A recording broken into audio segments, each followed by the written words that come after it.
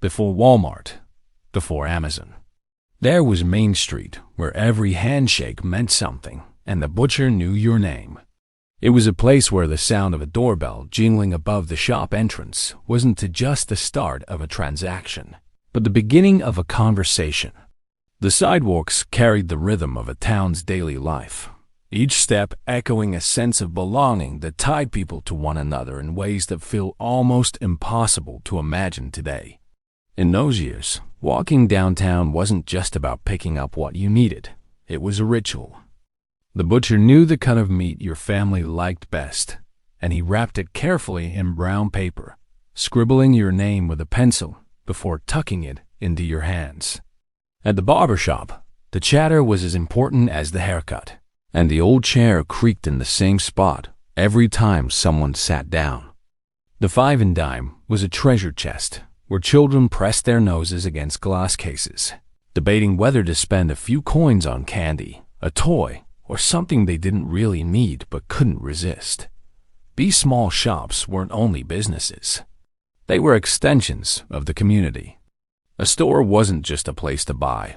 It was where you caught up on local news, swapped stories, and felt the quiet comfort of familiarity. The owners often lived just around the corner, and their children went to school with yours. Shopping was less about transactions and more about trust, where a handshake could carry the weight of a contract. Children often played their own role in this ecosystem of trust. Parents sent them on errands with a few bills or a scribbled note, confident they'd return safely with bread, milk, or perhaps a bag of flour balanced carefully in small arms. These trips weren't simply chores. They were lessons in independence and responsibility, subtle reminders that the world outside the front door was safe and that neighbors were there to look out for you. There was no credit card to swipe, no password to remember.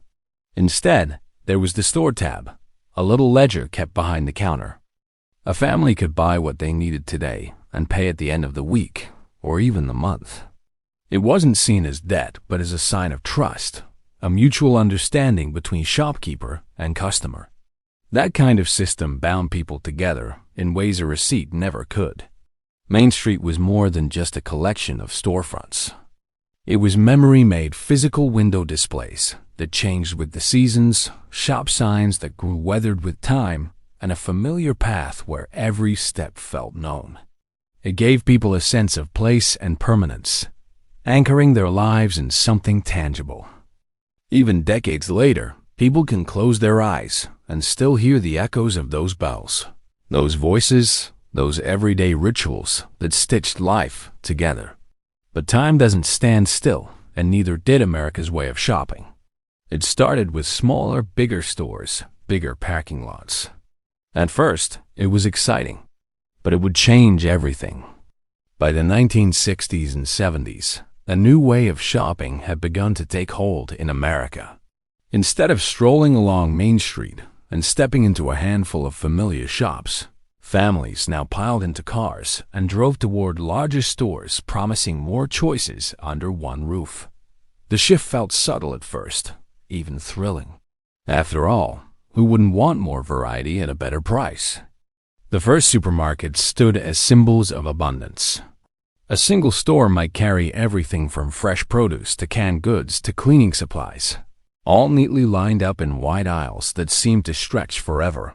Families marveled at the sheer scale of it.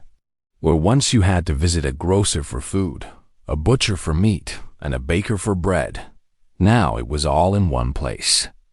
The convenience was undeniable.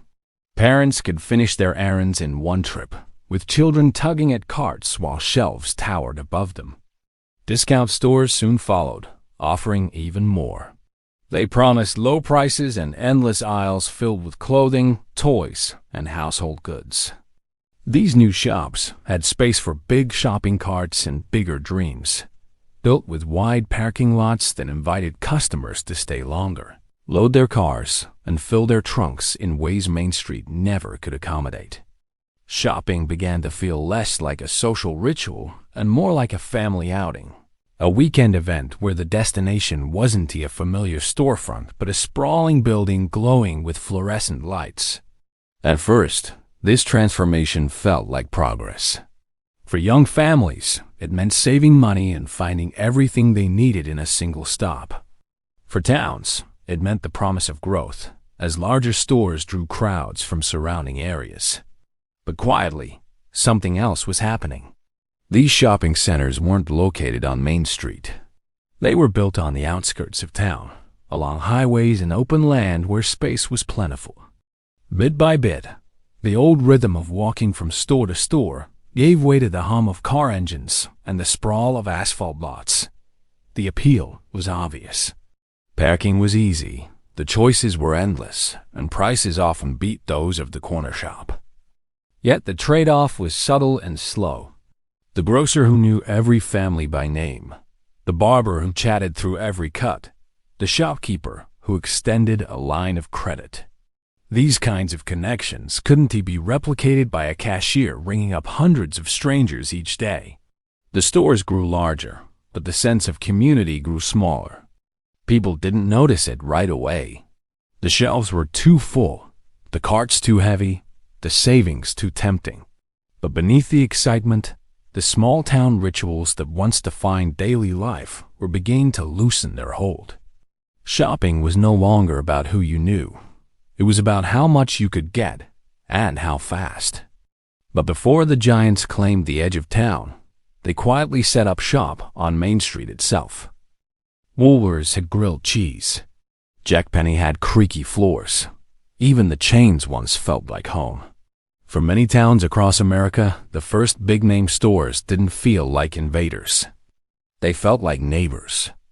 Long before they sprawled across highways and suburbs, Sears, Jack Penny, and Woolworth stood right on Main Street, nestled among the barber shops and bakeries. Their glowing windows drew crowds in the evenings. Their doors opened to the same sidewalks that children skipped along on their way to school. These stores didn't arrive as faceless corporations. They hired local clerks, cashiers, and managers. The person ringing up your purchase might also be the parent sitting beside you at the Friday night football game. The boy folding shirts in the men's department might be the same one who delivered your newspaper each morning. Even though the signs carried national names, the heartbeat of the stores still matched the rhythm of the town. Inside, the experience felt familiar and even cozy. Woolworths was famous for its lunch counter, where shoppers paused not just to eat, but to share moments. A grilled cheese sandwich or a slice of pie was as much about community as it was about food. Families lingered, neighbors stopped to chat, and kids ordered sodas that fizzed with delight. These weren't just shopping trips. They were social rituals stitched into the fabric of daily life. Sears and Jack Penny added their own magic. For many families, the Sears catalog was more than a book of products. It was a dream book. Parents circled winter coats, children dog-eared pages of toys, and entire households gathered around the thick volume as if it were a window into a bigger world. Yet the local Sears store kept that dreaming grounded. You could walk in, place your order, and pick up the very thing you'd circled weeks before. Jack Penny, with its creaky wooden floors and narrow aisles, carried the feeling of age and permanence. It felt less like a chain and more like an institution, steady, reliable, and rooted. Even the branding seemed smaller, less overwhelming. Storefronts often blended seamlessly into the architecture of Main Street, with brick facades and modest signs that didn't scream for attention. Walking past them, you might not have thought of them as giants. They were simply part of the scenery, part of the life of the town. The memories of those places remain vivid because they weren't just stores. They were touchstones. The sound of a cash register, the weight of a paper bag in your hand, the way your shoes tapped against the polished wood floor, all of it lingers in the collective memory of a generation. They were chains, yes, but they still felt human-sized. But it wasn't long before these beloved names followed the money and the cars. The superstores didn't just sell more. They redefined what shopping meant in America. By the 1980s and 90s, a new landscape had taken shape. vast malls and big box stores rising on the edges of towns, their parking lots stretching as far as the eye could see. These were not the cozy, familiar shops of Main Street, nor the community-minded chains that once blended into the fabric of small towns. They were something entirely different, bigger, faster, and designed to feel the same no matter where you were. Walking into a big box store was like stepping into a copy of every other location. The fluorescent lights hummed overhead. The shelves stood tall and uniform, and the layout was carefully engineered to keep shoppers moving swiftly from one aisle to the next. Whether you were in Ohio, Texas, or California, the experience was nearly identical. The comfort of recognition was there, but it came at a cost: the loss of uniqueness, of local flavor, of the quirks that made shopping feel personal. Malls amplified this effect. Once celebrated as modern temples of commerce, they promised everything under one roof: department stores, specialty shops, food courts, and movie theaters. Families could spend an entire Saturday indoors, wandering climate-controlled hallways, grabbing a meal, and ticking off shopping lists without ever stepping outside. At first, it felt futuristic, almost luxurious. But behind the shine was something emptier. These spaces weren't built for connection. They were designed for consumption. Scale became the driving force. Bigger stores meant bigger inventories, more aggressive pricing, and faster checkouts. Shopping was no longer about conversation or ritual. It was about efficiency. A cashier scanned barcodes instead of recognizing familiar faces. The goal wasn't to linger, but to load your cart and move on. In the process, the human touch that once defined everyday commerce began to disappear. The diversity of storefronts vanished too. Where once a row of unique shops had offered everything from shoes to stationery, the big box approach condensed it all under one roof. Individual shopkeepers closed their doors as shoppers were lured by the convenience of finding everything in one place. Main streets across the country lost their patchwork of storefronts, replaced by standardized spaces that looked and felt the same from town to town. For many, it was hard to resist. The prices were lower, the choices broader, and the parking easy. Yet something intangible was lost along the way.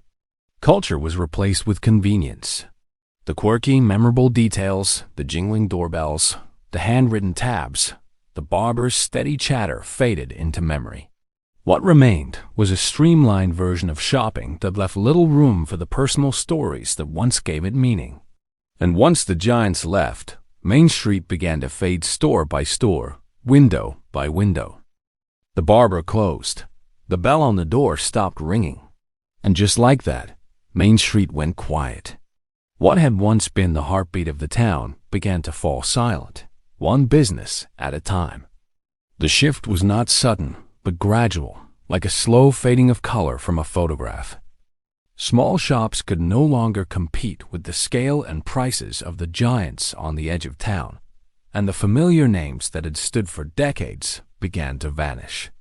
Some owners retired, hoping their children might take over, only to discover that the next generation had no desire or no ability to keep the doors open.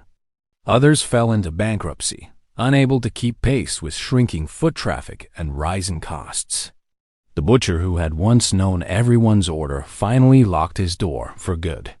The local Five and Dime, a place where generations of children had spent their allowance, emptied its shelves until only dust remained. The decay was visible. Windows that had once glowed with holiday decorations became dark and boarded up. Hand-painted signs faded in the sun, their messages barely legible. Empty lots appeared where shops had been torn down, leaving gaps like missing teeth in the smile of the town. The sidewalks cracked, weeds pushed through, and the steady flow of footsteps that had once given the street life thinned to a trickle. But the loss wasn't just physical, it was deeply emotional. For many towns, these stores were more than businesses. They were memory keepers. A child's first haircut, a family's winter coats bought on layaway, the candy counter visited after school, All of these moments were tied to spaces that no longer existed.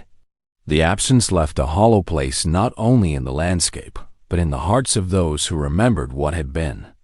Childhood landmarks disappeared, leaving only stories behind. Grandparents told their grandchildren about the movie theater that once showed Saturday matinees for a quarter, or the corner pharmacy where a soda fountain served milkshakes thick enough to need a spoon. The buildings might still stand, but their interiors were silent, stripped of the life they once carried.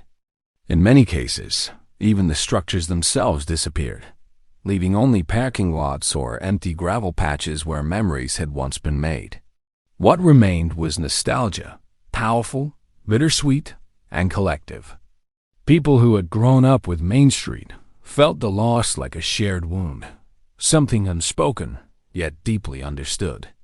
Town reunions, historical societies, and old photographs became more valuable than ever, as communities tried to hold on to a sense of identity that was slipping away. The longing for what had been only grew stronger as the streets grew emptier. But it wasn't just stores we lost, it was something deeper. We gained speed, but lost our stories. Was it really worth it? The rise of bigger, faster, more efficient shopping brought with it a kind of emptiness that no low price could cover. What once felt like a relationship between neighbor and neighbor had turned into a transaction between customer and corporation. The corner grocer who remembered your birthday was replaced by a cashier scanning barcodes, moving you along with little more than a practiced smile. The contrast was striking. Personal service had been traded for speed. Where once you might linger and chat while the butcher wrapped your order, now you slid items across a conveyor belt and paid within minutes. It was undeniably efficient, but also undeniably lonely. Shopping, once a social ritual, became an errand to be rushed through as quickly as possible. The little moments of connection, shared stories, laughter, even gossip were no longer built into the experience. In the process, the soul of shopping was stripped away. Those holiday window displays that once made Main Street sparkle in December faded into memory, replaced by mass-produced decorations in cavernous aisles. Community events, like sidewalk sales and parades, lost their connection to the stores that once hosted them. What had been celebrations of togetherness became little more than marketing campaigns, detached from the towns themselves. Shoppers became data points instead of names. Loyalty cards, receipts, and purchase histories replaced the intimate knowledge that once defined the bond between shopkeeper and customer. Algorithms began to predict what people wanted before they even asked for it, but they could never replicate the warmth of a neighbor remembering your favorite candy bar or setting aside a special order just for you. The human touch, once so natural, was reduced to a line in a database. Modernization came with a trade-off that was hard to measure, but easy to feel. Families gained convenience, wider choices, and cheaper goods. But they lost the traditions that gave shopping its emotional weight. The Saturday trips downtown, the small joys of browsing familiar aisles, the comfort of being known all faded in the name of progress. What remained was functional, but it was hollow. And for many, the question lingered. Was the bargain worth it? Efficiency solved problems of time and cost, but at the expense of connection. The stories that once tied people to their towns, to their neighbors, and to their own memories began to slip away, leaving silence where there had once been conversation. And just when Main Street thought it couldn't get worse, something even bigger arrived. Then came Amazon, and the store in your town became a website. What started as a modest online bookseller in the 1990s quickly grew into something far more powerful. A marketplace that didn't just compete with Main Street, but made it feel obsolete. Suddenly, everything you could once only find in a store closed. Furniture, electronics, groceries was available at the click of a button, shipped to your door without you ever stepping outside. By the early 2000s, e-commerce was no longer an experiment. It was a tidal wave.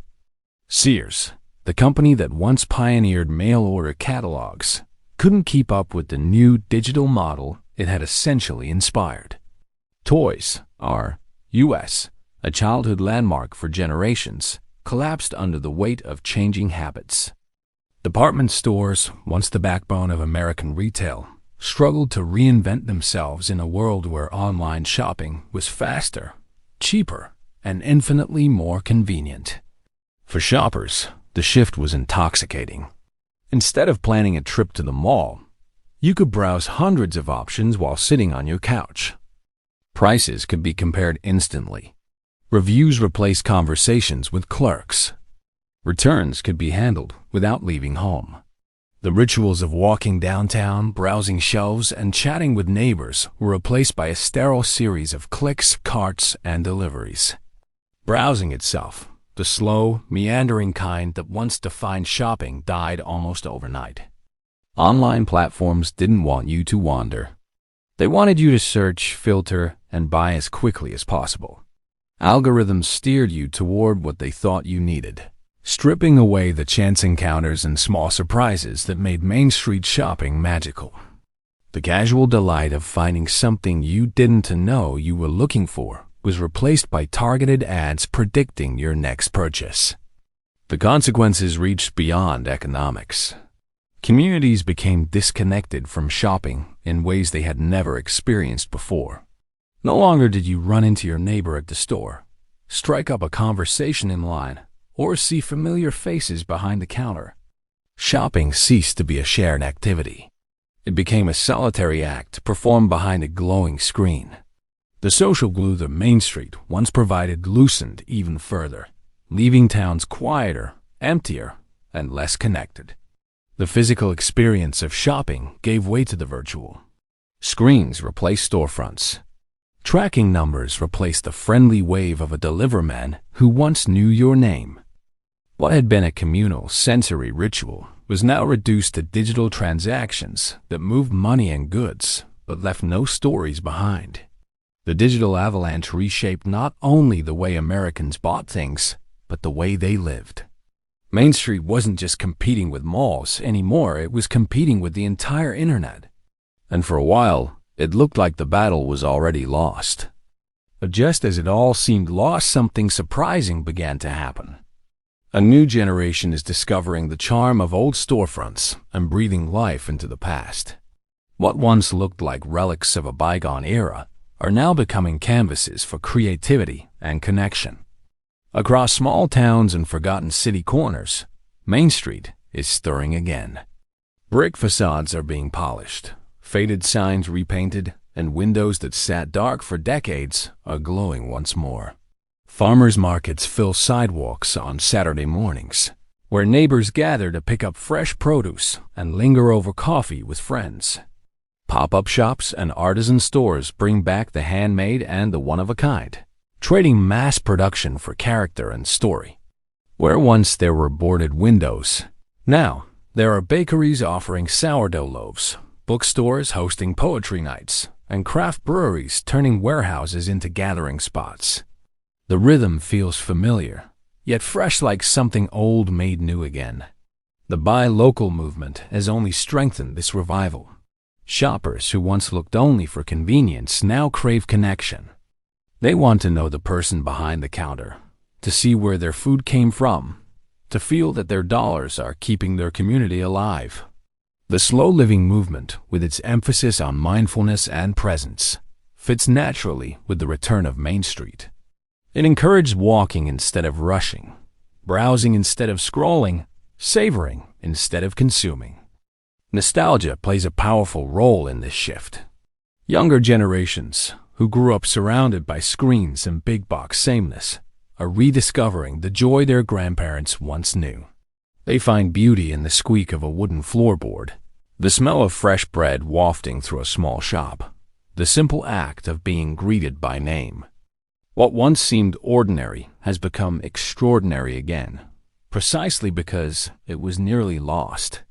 And for older generations, this revival feels like a homecoming.